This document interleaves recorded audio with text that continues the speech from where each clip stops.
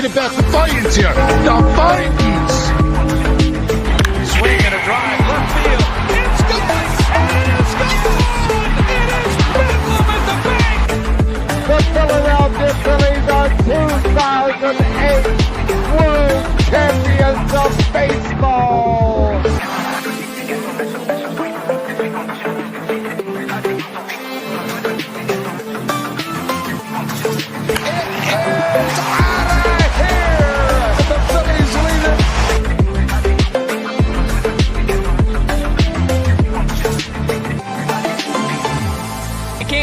Podcast right here. You already know. Go fucking subscribe. Go follow. You are now listening to the 302 Birds Phillies postgame show with Eric, Brendan, Dalt, and Ballpark Tommy. Proudly powered by TickPick. Check out the link in the bio for $10 off your first order today. Let's take it to the show. I forgot to add myself. What's up, everybody? Eric, also known as Shard, here with the 302 Birds post-game Phillies show. But man, what a win. What a great game for Edmundo Sosa, for Rojas, for Turner.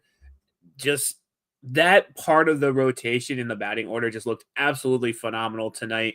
I'm really impressed. I mean, overall, the team looked pretty great tonight. There's a couple of things that we'll probably talk about that, just didn't make sense, but got a special guest on with us tonight, making his return to the Phillies post-game show. We got Fratty. What's up, buddy?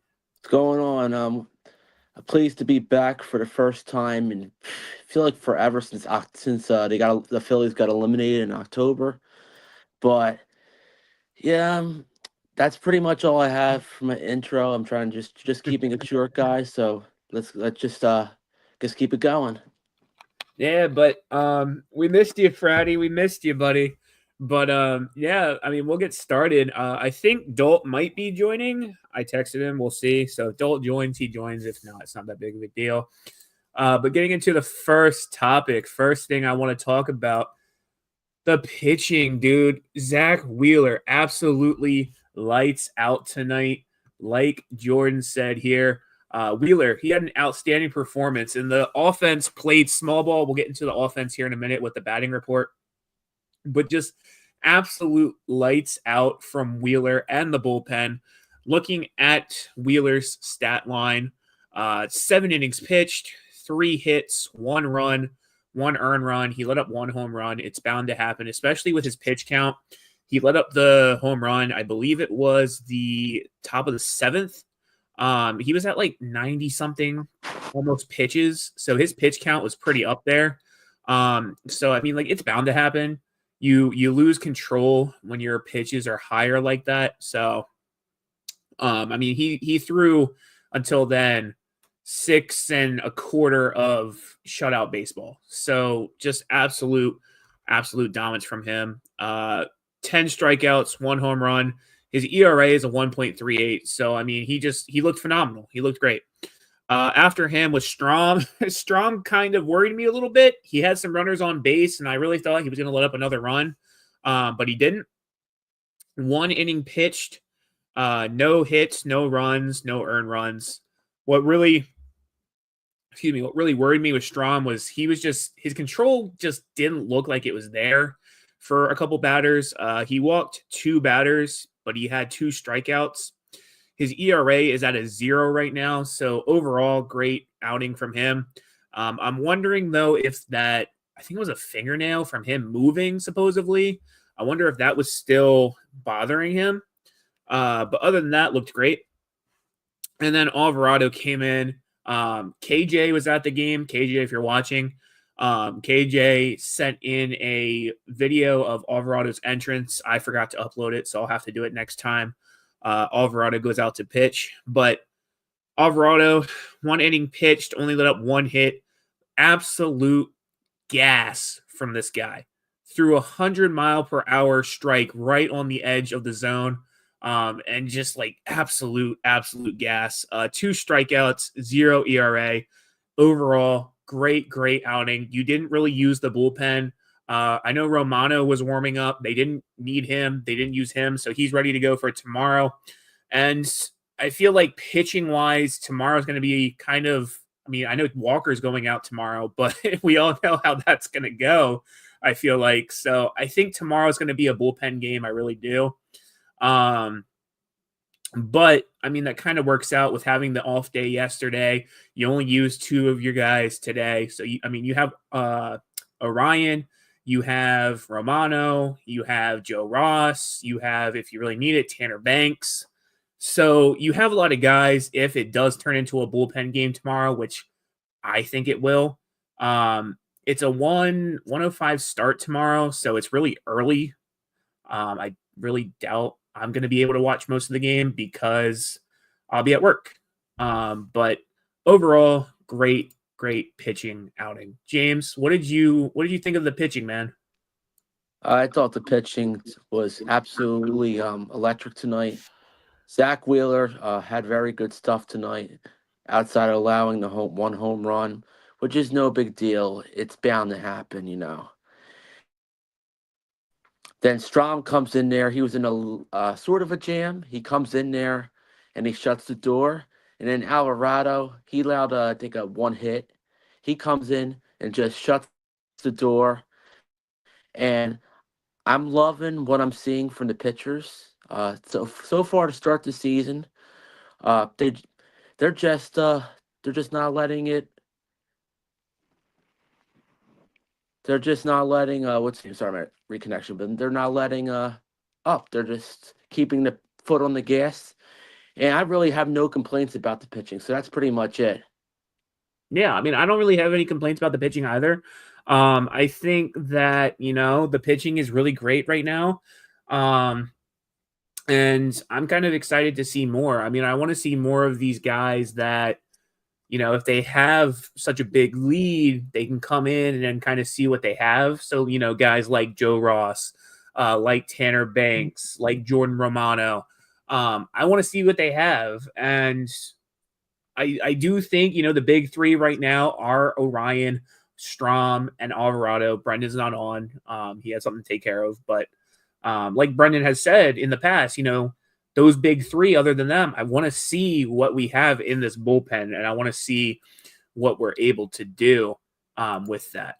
But getting into the next thing I kind of want to take a look at, and this is going to probably be really quick, is the batting report. I mean, batting overall today, other than 2 guys that I'm going to point out, batting overall looked great today. And the one guy that I kind of want to point out is this guy right here, Bryce Harper.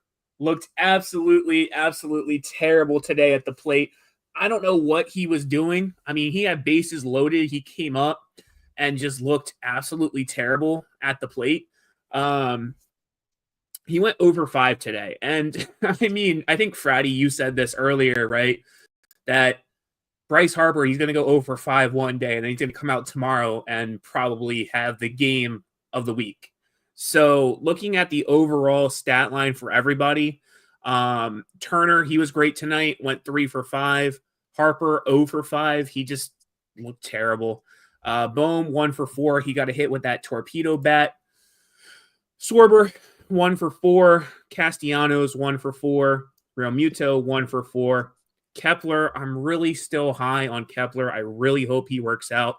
But today he just didn't. 0 for 3. Sosa, dude. Oh, my God. We're going to get into him because he has a complete topic by himself. But Sosa looks so great tonight. And I'm really glad because I just absolutely – how can you not love Edmundo Sosa, dude? He's just an overall great player, overall great attitude when he comes out to play. He's a team player. He plays where you need him. He played second base tonight. He can play shortstop. They want to see if they can get him in the outfield for a game or 2 later down the stretch. Just overall great player. 3 for 4. And then Rojas. Again, Rojas learned how to bunt. Ballpark Tommy, if you're watching this, me and Tommy were just freaking out in the group chat tonight because Edmundo Sosa just like he, looked like he could bunt. And he went 2 for 2 tonight. he let out a sack bunt, and then he let out a regular bunt to try to advance the runner, and he got on base. So, like Rojas, I said this a while ago, I really think this is going to be Rojas's year. I don't need Rojas to be great. I don't need him, to be that batter that's going to come up and just hit nukes, right? If he can learn how to bunt and learn how to advance the runners like he did tonight and just keep doing that, and then you let Turner get on up to bat, and now Turner's sitting here getting RBIs, like that's all I need. Because, you had Sosa, you had Rojas on base, and then Turner comes up and he's hitting a double. That's really all I need from Rojas. Just get on base so Turner can drive you in. Because Turner and Rojas, and even Sosa, really, those are three speedy guys that you have on base that are going to steal bases, trying to make you balk. So, just overall, bottom of the lineup looked great. Looked great. Yeah, one guy that I want to talk about, since we're going to have a whole separate topic for Sosa. I want to talk about Kyle Schwarber, and I'm tell you one thing: the man looks like he is absolutely trimming down on his strikeouts right now. He is hitting the ball a lot better. He's not just hitting half of his hits as home runs now. He's getting singles. I think he mixed in a double, so double or two so far this season, if I'm he had a double not today. mistaken. But overall, Kyle Schwarber, he's really getting smaller hits, not just home runs. Every game that he has to have his hit as a home run, he's getting actual singles. He's hitting the ball, and if he can keep his average more above average than last season, then I think Kyle Schwarber has a chance to be an all-star this season. But pretty much, with the batting report, you pretty much touched on most of it, Shard. Besides Schwarber, that's all I have with the batting report. No other complaints. Everybody else did their thing, and Bryce Harper probably will have a couple hits tomorrow and have a big game. So that's pretty much all I have with the batting report. So. Yeah, I do think Harper will have some hits tomorrow, hopefully. It always seems to happen where we saw last season Harper would go 0 for 5, 0 for 4, whatever, and he would come up the next day and hit. But then again, the only thing that worries me tomorrow is Taijuan Walker's on the mound. And we all know how games go when Taijuan Walker's on the mound. The offense and the guys playing behind him just really don't show up.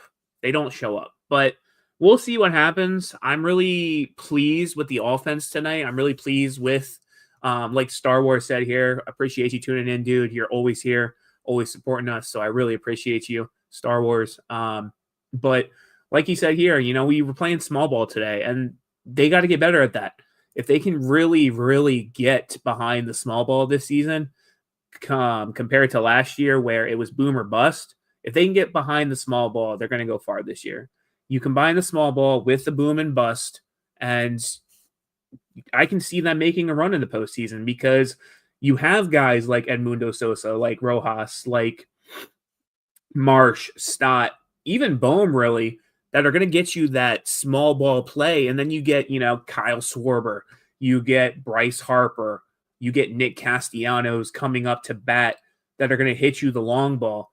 You're going to get far. You're going to get runs. So they really got to just find a way to combine the best of both worlds and just put it together, get the runs, and just keep it up. But getting into the next topic, next thing I want to talk about, Edmundo freaking Sosa, dude. 3 for 4 today, 2 RBI. His average is 600 right now. He has the most hits on the team right now out of anybody with the games they played so far. And really, the only guy that has a better average than him right now is Rojas. But Rojas doesn't have as big of a sample size as Sosa. So I really want to see Sosa play more, especially with him being red hot like this. But we all know how Rob Thompson is. You get red hot, and Rob Thompson's going to sit you for 2 games, which I think is absolutely stupid. But that's just how Rob Thompson works. So I'm sure Sosa is going to be sitting tomorrow. I'm sure it's going to be Stott and Marsh back in the lineup. But I wouldn't be surprised if, maybe Stott sits tomorrow and you still put Sosa in. That's what I would do personally. But I know Rob's just not that smart of a manager. So we'll see what happens. Fratty, what did you think of Sosa tonight, dude? Oh man, he looked great. He's one of the hottest hitters on the team to start this season, and I'll say he's just been on fire as of late, and I really believe that this man has created an absolutely interesting conversation when it comes to who should start now, because you have all these bench guys. You have Brandon Marsh, Bryson Scott. And then you have Edmundo Sosa. And with him starting off the year with a 600 average, raking the ball, leading the team with hits, it makes you wonder if a guy like Bryson Scott or a guy like Brandon Marsh or whoever else will be benched more. Who will Sosa get a lot more playing time than a guy like Bryson Scott? Because there's different ways they can adjust the lineup now with the DH. Will Sosa get more playing time, or will they do something with Schwarber playing left field? But I think Schwarber's fine as a DH. But getting this Sosa real quick, as I finish off my point, I really think that Edmundo Sosa should get more playing time, and maybe they do decide to bench Scott a little more often to start the year. So I don't know. Yeah, it's really like I said, it's creating an interesting conversation. And that's all I have with that. So I'm worried. And I guess this is kind of where I see this, right? I'm more so worried if it's like if Sosa heats up, right? At the trade deadline, if you're like, okay, what kind of capital could we get for Sosa? Because it's like Sosa's a bench guy, but he's also such a versatile player where, he can play second, he can play short, he can play all these different, I think he's played third before too, when Alec Boehm wasn't playing. So he can play all these different spots in the infield. And it's like, if Sosa keeps this up, does he get traded? I don't think he'll get traded. I really don't, because he's just the bench guy and you need a bench guy behind. But it's always a possibility. I never know what the Phillies are going to do. I never know what's just rolling around in Dave Dombrowski's mind. Dave Dombrowski is a very mysterious man. So anything really could happen. I mean, it's a business. You got to see. But at the same time, if you get a really good trade offer, as is Edmundo Sosa gone?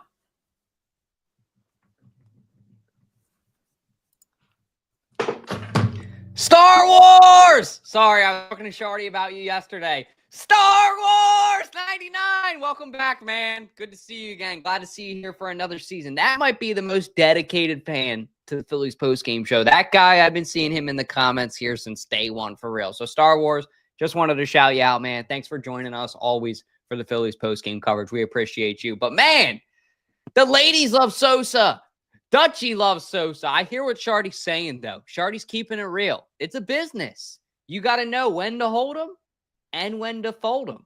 And if the Philadelphia Phillies could maximize on Sosa, it's almost like, well, what could they get in return? They got to be greedy. They got to be aggressive this year because they need to get that championship here. They need to give James Frattoni, my guy, that parade in Philadelphia. They need to give us a party for real. So I think that it's a good point about it. Tonight was a really good step in the right direction for the Phillies. Is tomorrow the last game of the series, Shard? It's a 3-game series. Yeah. So tomorrow so is if they win, all I want to say is you guys know what I'm breaking out tomorrow. Don't even say it. Don't even say it, because every time you say it, it never happens. But I will shit my pants. And the one thing I'll say too is the good thing is that will be 2 seasons in a row where I am able to break out that video earlier. Dake, what's up, man? Thank you, bro. But that'll be 2 seasons in a row when I'm able to break out that video earlier I think the season before, 3 years ago, they didn't have their first sweep until like August. So See, let's you knock said the on wood word. and hope that You doesn't said the happen word. again. It's not Me too. happening now. It's not Yeah. happening now. You said the word. It's not happening. No, but I mean, we posted if you guys don't follow us, right? If you don't follow us on Instagram, I would really suggest you do, because we post some really good stuff on there and some really good quotes. And we posted a quote today that I had said in a previous show where I don't care if you get a sweep, right? Like, if we don't sweep tomorrow, fine, because Taijuan Walker's on the mound. And that's really, what worries me is Taijuan Walker's on the mound. I don't know if I can really count on a sweep.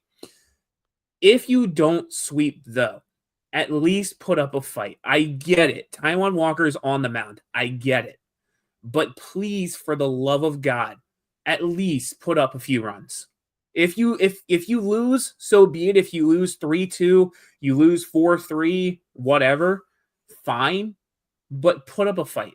Show that you deserve to be here, because on Friday you play the Dodgers, and I think the Dodgers score right now, it's 5-3, top of the top of the fifth. So Braves are up right now 5-3, but it was 5-0 and they've already scored 3 runs and the game's not even over yet. So I just you really gotta show that you're ready for the Dodgers, because I mean, I see it this way. If I'm comparing the MLB to the NFL, the Dodgers are the Chiefs of the MLB. They're going to do anything to make the Dodgers look a lot better than they really are. And the Dodgers just traded for one of the best base stealers in the AL today. So, I mean, I forget the guy's name, but he stole like 60 plus bases last year. So, I mean, you gotta show you're ready for the Dodgers. The Dodgers are just a super team. Everybody wants to play. I mean, granted, they defer the money. They're going to pay you $5 every day until 2052, when they finally give you your 60 plus million, and you're going to say, okay, I'm going to play for $5 a day, but when I'm 80 years old, you're going to give me the rest of my contract. So I just I don't know, man.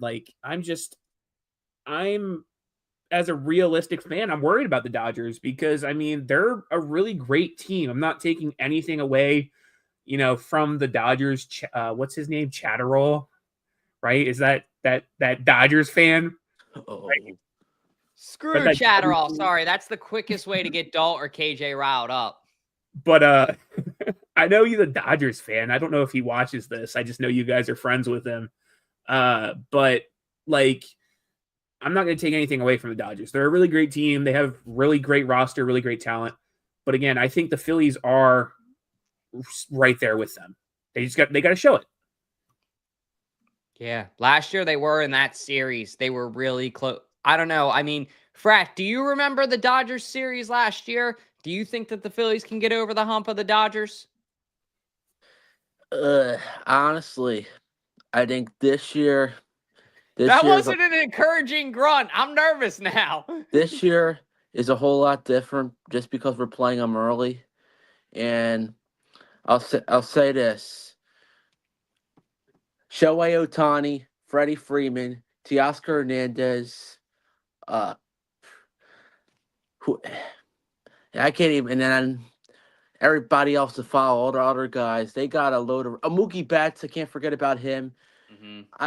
I'd be happy if the Phillies take at least 2 games for them. Not expecting no sweep against the Dodgers this time. And we only swept them last time because the Dodgers a lot of the players were injured. That's the only reason. So if we take 2 against them, that's fine. I don't think the Dodgers are that successful at CBP anyway. It's a haunted house for them. So I'm not too scared. You're right. I would be happy with just 1. I mean, personally, I would be happy with just 1. And I'm going to say this. I can't wait to watch Matt Strahm pitch against Shohei Ohtani, because we all know what happened last year. I had all the memes ready, but Matt Strahm, knock on wood, owns Shohei Ohtani. just owns him. So we'll see what happens. Like I said, I mean, Dodgers are coming to town, but with that win today, it's another series win. You won your first series against the Nationals. You won your second series against the Rockies. It's a great way to start the season. You have 2 series wins underneath your belt. Granted, they're not sweeps. So, I mean, I'm sorry, Dolt, you can't break out the video yet. But they are series wins. And that's really what you want in baseball. You really want to increase your series wins because at the end of it, if it comes down to a tiebreaker, they're going to look at strength of schedule and they're going to look at, how many wins do you have? How many series wins do you have? How many wins against division rivals do you have? So it's really great to get these series wins out from underneath. And, I mean, the Rockies really aren't that great of a team. So you should theoretically win these games. You should sweep. You should win the series. I mean, they're 5th in the NL West right now. So I'm happy. I mean, I was really happy with the game today. Granted, I mean, the only thing I think we need to fix is we get off to a really, really slow start. The first couple innings, I mean, you didn't score anything against their starting pitcher. You scored 2 in the 4th, and then you went dead after that up until the 7th. So if we can really come out and start scoring runs in the first or second inning, I would be more comfortable as a fan watching these games. And I get it. Like, sometimes they don't see these pitchers. They don't know the pitches. They got to get used to it for an inning or two. So be it. But I would like to see early runs. And then just like we said, I think it was Monday, Brendan and I, get these runs, keep stacking them up. Don't let your foot off the gas because last year they would score the runs and then they would get comfortable and the bullpen's blowing a lead, you're losing the game. So get the lead, keep the foot on the gas. Let's go. That's how you win championships. I'm here for it. Yeah. Fratty, what do you think about these series wins, man? And what do you think? You kind of already said it, but what do you think about the series coming up with the Dodgers? I think it's going to be a really interesting series. Like I said, coming up, got to facing the big boys in Ohtani, Freeman. I think Freeman's might play. I think he's still planning to play. Mookie Betts, their manager, Teoscar Hernandez, everybody. Those guys are defending world champions. Like you mentioned, Shard, they're the Kansas City Chiefs now, the MLB. They have a big target against their backs, I meant. And the Phillies are one team out there that's going to be after the Dodgers this year, like everybody else. And I think the Dodgers are going to have a lot of pressure against them this season. And I hope the Dodgers finish the year with 110 wins. They should choke. And I know it was, and real quick, I know I was crediting the Dodgers a lot last season and all that, but they're really gonna feel from somebody this year, whether it be the Phillies, whether it be somebody else. They're gonna feel it from somebody. Come postseason, they're not gonna like it. And there's any way for them to choke but having close to 110 wins somehow, it'd be in maybe the divisional round. So I want to pull this up. But yeah, that's what I have. Do we see this right here? Hold on, let me point. Do we see this right here? Who's at the top? This is the Edmundo Sosa leads the entire MLB in batting average right now. The entire MLB has the highest qualified batting average in the MLB. My boy Edmundo Sosa. So if you don't think that Sosa, if he keeps this up, could be decent trade capital, could be that guy, then I really want you to second guess your thought process because this guy is on fire. I mean, like, look at some of these names. I mean, like, he's beating Bobby Abreu. He's beating freaking Tatis Jr., dude. Like, come on now. Like, these are guys that are just, like, absolute just studs. So I mean, like, just like That's insane. I think he's great. We might have to make a table graphic about that one. That one's pretty impressive. Yeah, dude. 600. That's insane. Yeah. So I mean, like, did I say Bobby Abreu? I meant freaking Will Abreu, but Bobby Abreu's not in the MLB anymore. He's old, but yeah, just like I'm just impressed. I'm overall impressed with that. But last thing I want to get into before we wrap up the show is looking ahead. So tomorrow is the last day for the Rockies series. Pulling up probable pitchers. It's Taijuan Walker against Antonio Sensaleta. I think that's how you say his name. So with that being said, we'll see what happens. It's a 105 game. But the Dodgers did announce their pitchers for the series. So I'm going to go through that because that's new information for us. We are going to face two of their Japanese pitchers. On Friday, we're going to face Yamamoto, right-handed pitcher. He's 1-0 on the season, 2.7 ERA with 14 strikeouts so far. Against, I want to say Luzardo. I think he's next in the rotation, but with the off days, it's kind of messed up that rotation for me. So I'm not sure. I think it's Luzardo, then Nola, then Sanchez. I think that's who's pitching the Dodgers series. On Saturday, it's going to be Roki Sasuke, or Saskai. I'm not good with pronunciation, so excuse me, guys. But that's our pitcher's not announced yet. But he is a right-handed pitcher. He has a 5.79 ERA with 5 strikeouts. I know last time he pitched, he kind of cried when he was off to the side. Just because, I mean, Japanese players, they really hold baseball to a high standard, a high respect. They really love the game. It's really big in Japan. So he was kind of upset that he didn't have a great outing, which understandably so. And then on Sunday at 1:35, it's Tyler Glasnow, whatever. Right-handed pitcher, 1-0 on the season, 0 ERA with 8 strikeouts. So we'll see what happens with him because he's looking pretty decent. And the Dodgers are undefeated right now. They're 7-0. Looking at the score, bottom of the 5th, it's 5-3. Braves are still up, but hey, Braves have not won a game yet. So we'll see what happens with that. But that's all I really have for the show tonight. Friday, I appreciate you hopping on. Like I said, it's been a while. Always great having you on, dude. But yeah, Rockies, we close out against the Rockies tomorrow. Dodger starts on Friday, and we'll see what happens. I mean, I got asked earlier, why aren't you excited for the season? I forget who asked me, but I got asked, why aren't you so excited for the season? And I said, after the past couple years with being let down so much, it's just, I take it one game at a time this season. So we'll see. Take it one game at a time, one series at a time. We're here for the long run. It's a long season. Grab your popcorn, buckle up, go Phils. Friday, you guys have anything you want to add before we close it? Yeah. What's the name?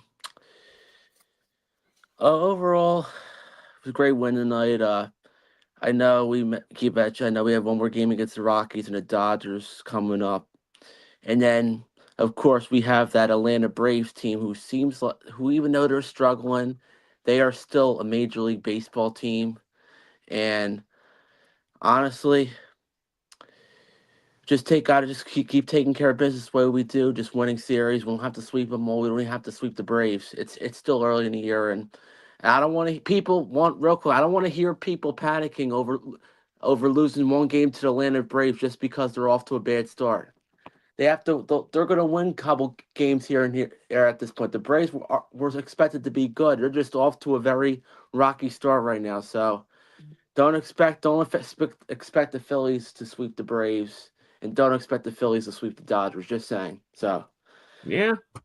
Yeah, but last thing I want to say before we kind of close out, if you guys aren't doing anything on April 16th, we are having a celebrity guest bartender night. I have it up here on my phone.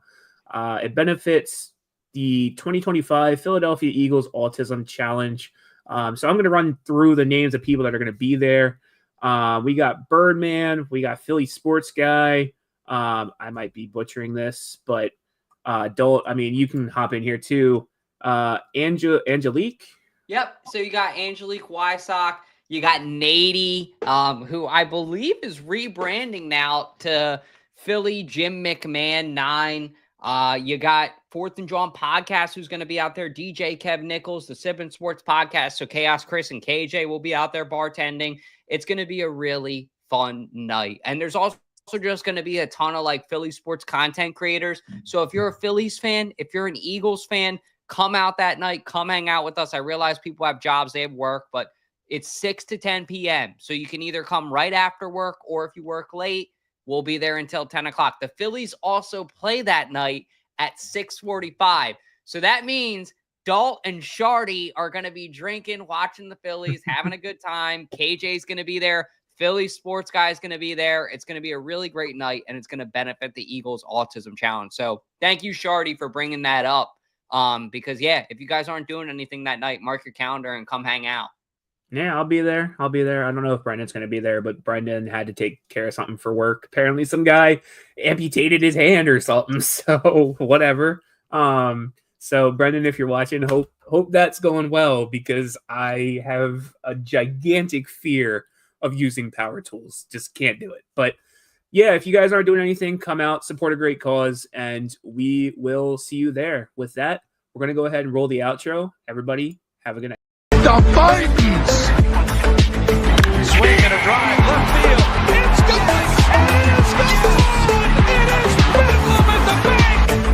The Philadelphia Phillies are 2008 World Champions of Baseball.